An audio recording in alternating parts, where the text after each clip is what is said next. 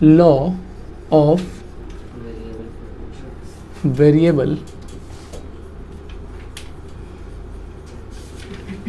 Proportion. जैसा कि याद है हम लोगों ने जब दो चीज़ें पढ़ी थी, एक लॉन्ग रन और एक शॉर्ट रन पढ़ा था, तो शॉर्ट रन के अंदर प्रोपोर्शन बदल रहा था जबकि लॉन्ग रन में प्रोपोर्शन कांस्टेंट रह रहा था। ठीक है, मतलब, और मैंने उस समय बताया था कि लॉन्ग रन को मैं यहीं तक पढ़ा रहा हूँ, इसके बाद नहीं आएगा लॉन्ग रन, क्योंकि हमारे सिलेबस में सिर्फ लॉन्ग रन की डेफिनेशन है और कुछ भी नहीं है। ठीक है, जबकि शॉर्ट रन को एक्सप्लेन कर रहे हैं। तो अब ये जो वेरिएबल प्रोपोर्शन है किसका है? शॉर्ट रन का ही वेरिएबल प्रोपोर्शन है। ठीक है ना, तो रिटर्न टू अ फैक्टर भी कहा जाता है। ठीक है, लॉ ऑफ वेरिएबल प्रोपोर्शन भी कहा जाता है, या law of diminishing marginal product भी कहा जाता है। Law of diminishing marginal product, ठीक है, ये भी कहा जाता है। इसके बारे में बात करते हैं कि क्या कहता है ये लॉ ये कहता है, सो लॉ कि law of variable proportion state that as more and more of the variable factor is combined. क्या कह रहा है कि जैसे जैसे आप परिवर्ती जो वेरिएबल फैक्टर थे लेबर, ठीक है, लेबर की इकाइयां एक एक करके बढ़ाते जाते हैं। स्टार्टिंग में टीपी तेजी से बढ़ता है, मतलब बढ़ती दर से बढ़ता है। क्या लिखोगे? बढ़ती दर से बढ़ता है, फिर घटती दर से बढ़ता है, फिर ऋणात्मक दर से बढ़ता है। ठीक है, तीन बातें लिखनी है। क्या क्या? जैसे मैंने बोला कि as more and more unit of variable factor are employed, जैसे जैसे वेरिएबल फैक्टर क्या है हमारे पास? लेबर है ना। जैसे जैसे वेरिएबल फैक्टर लगाए जाते हैं, initially TP increasing at increasing rate, TP बढ़ती दर से बढ़ता है। ठीक है, फिर TP increasing at decreasing rate, TP घटती दर से बढ़ता है। पहले बढ़ती, फिर घटती, फिर ऋणात्मक दर से बढ़ता है। TP is increasing at negative rate. ठीक है, when technology are given, technology constant रहेगी ये इसमें। ठीक है, but eventually situation must come when the marginal product of the variable factor state the declining. देखो, स्टार्टिंग में पहले टीपी बढ़ेगा, फिर बढ़ेगा, बस स्लोली बढ़ेगा, और फिर उसके बाद घटना शुरू हो जाएगा। एक टाइम आएगा जब घटना शुरू हो जाएगा। ठीक है, तो आपने पहले लॉ लिख देना है। लॉ को दो डेफिनेशन लिखोगे बेहतरीन तरीके से। उसके बाद आपने क्या करना है? एक टेबल बना लेना है। टेबल बनाने का तरीका आपको बता देता हूँ। क्या है कि आपका लेबर जो है वो कांस्टेंट, लेबर जो है बढ़ता रहेगा। ठीक है, और फिक्स्ड कैपिटल कांस्टेंट है। क्या है? फिक्स्ड कैपिटल कांस्टेंट है, 1 है हर लेवल पर। ठीक है, कितनी बार है? 8 बार है। 2 4 6 7 और ये 1 8। ठीक है जी, लेबर जो है 1 2 3 4 5 6 7 और ये 8। ठीक है, लेबर हो गया। ठीक है, उसके बाद टीपी के बारे में बात करते हैं। तो टीपी मैं बाद में लिखूंगा, पहले मैं लिखूंगा एमपी। क्यों लिख रहा हूँ वही बता दूंगा आपको। ठीक है, देखिए जी क्या हो रहा है कि 2 3 4 3 2 1 0 और -1। ठीक है, ये एमपी हो गया। तो एमपी को याद करना आसान है। 2 3 4 3 2 1 0 -1, 2 3 4 3 2 1 0 -1। अब इसको प्लस करके टीपी बना लेते हैं। तो टीपी बना लेते हैं 2 5 9 12 14 15 15 14। ठीक है, ये आपका टेबल हो गया।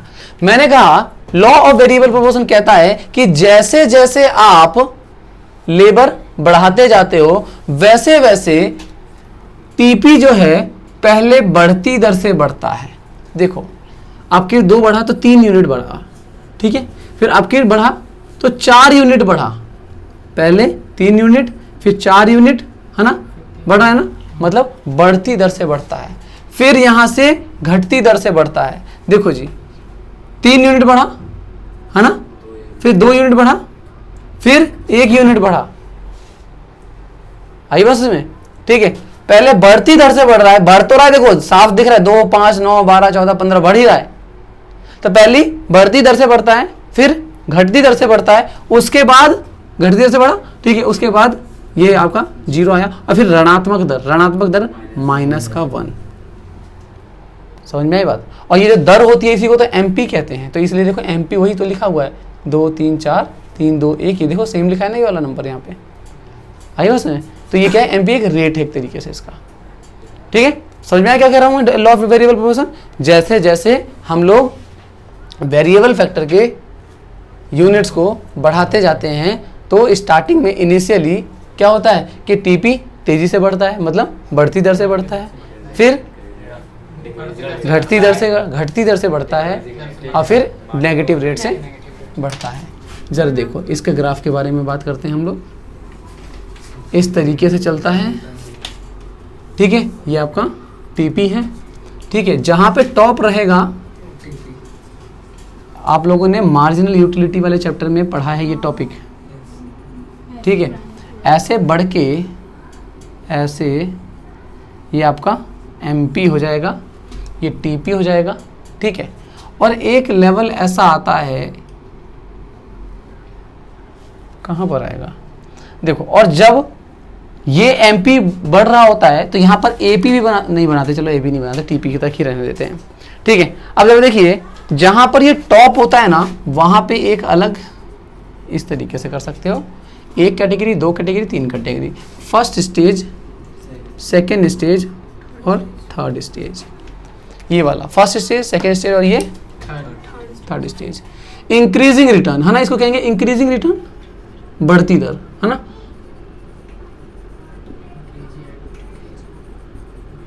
ठीक है, ये डिक्रीजिंग रिटर्न, डिमिनिशिंग रिटर्न ले लेते हैं।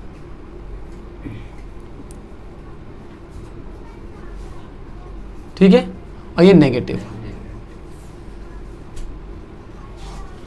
समझे?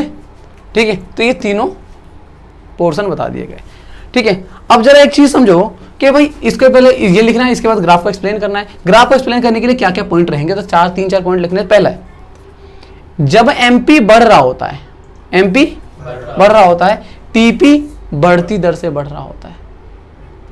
TP is increasing eight increasing rate.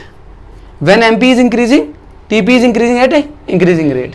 When MP start declining, MP गिरना शुरू होता है, TP is increasing eight decreasing rate. बढ़ यहां पर भी रहा है, देखो बढ़ यहां पर भी रहा है, पर यहां पे घटती दर से बढ़ रहा है। जितना स्लोप यहां है उतना कम, यहां स्लोप बहुत कम है, ठीक है।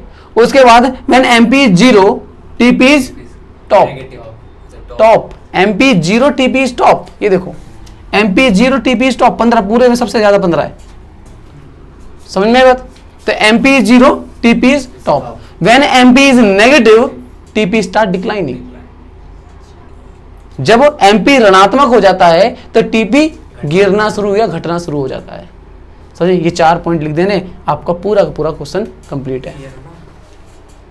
समझ में आई बात? ठीक है। अच्छा एक चीज देखिए, अगर कोई प्रोड्यूसर है वो किस लेवल पे रहना पसंद करेगा, फर्स्ट, सेकंड या थर्ड स्टेज में? फर्स्ट वाले में हाईली रिटर्न मिल रहा है, पर एक चीज याद रखना, यहां पर क्या होता है कि यहां पर अंडर यूटिलाइजेशन ऑफ रिसोर्सेज हो रहा होता है, जबकि यहां पर जो है ऑप्टिमम यूटिलाइजेशन ऑफ रिसोर्सेज हो रहा होता है।